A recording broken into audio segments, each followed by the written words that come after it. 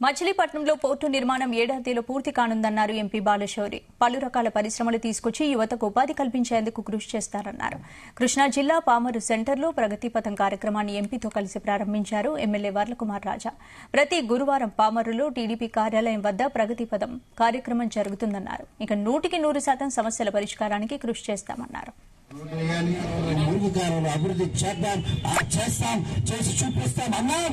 ఆ పనులు కూడా యుద్ధ ప్రాతిపదికన పనులు జరుగుతున్నాయి. 5 సంవత్సరాలు ఖచ్చితంగా మీకు న్యాయం జరిగే విధంగా చూస్తాం. ఇళ్ల స్థలాలకు సంబంధించి ప్రజా సమస్యల పరిష్కార వేదిక ప్రగతి పథం అనే కార్యక్రమాన్ని ఈరోజు ప్రారంభించాం.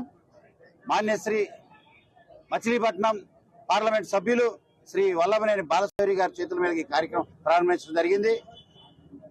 ప్రతి గురువారం పామర ప్రజలకు ఒక వరం. గురువారం వరం 9 గంటల ఉదయం నుంచి మధ్యాహ్నం 1 గంట వరకు ప్రతి గురువారం ఈ ప్రగతి పథం కార్యక్రమం పామర నియోజకవర్గం తెలుగుదేశం కార్యాలయం దగ్గర జరుగుతుంది. ప్రజలందరూ కూడా రండి, మీ సమస్యల గురించి, మీ సమస్యలు పరిష్కరించుకోవడానికి మీరందరూ కూడా ఆ కార్యక్రమంలో పాల్పంచుకోండి. అక్కడే ఉన్న అధికారుల ద్వారా 100% సమస్యలు పరిష్కరించడానికి కృషి చేద్దాం.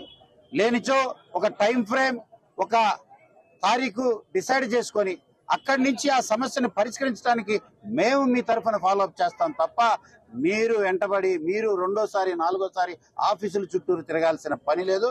ఈ రకంగా ఈ ప్రగతి పథం కార్యక్రమాన్ని లోకేష్ బాబు గారి ప్రజా దర్బార్ స్ఫూర్తితో, కొల్లు రవీంద్ర గారి ప్రజా దర్బార్ స్ఫూర్తితో చేపట్టాం. ఇద్దరం కలిసి మరి ఏ మంత్రి దగ్గర పోవాలన్నా, అలాగే ముఖ్యమంత్రి గారి దగ్గరికైనా పోయి తప్పకుండా ఏదైనా సమస్యలు ఉన్నట్లయితే ఒక మంచి స్నేహభావంతో సమస్యలన్నింటినీ కూడా పరిష్కరిస్తాం.